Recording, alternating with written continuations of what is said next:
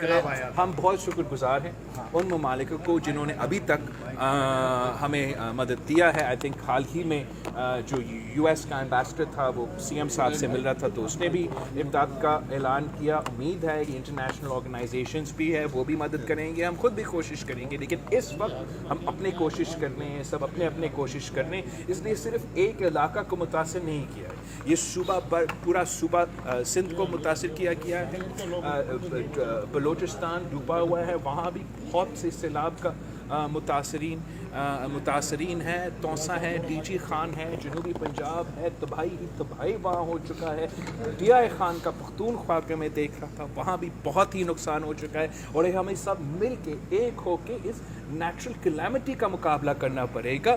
اب میرا خیال میں میڈیا سے بھی اپیل کرتا ہوں کہ جو بھی تماشا چل رہا ہے اسلام آباد پہ, ہر دن رات وہی چل رہا ہے ٹی وی پہ. اس ملک کے عوام بہت ہی مشکل میں ہیں, وہ کھلے آسمان تلے رات گزار رہے, نہ کھانا نہ پینا نہ ہمارا ٹینٹ کا سامان ان کے پاس.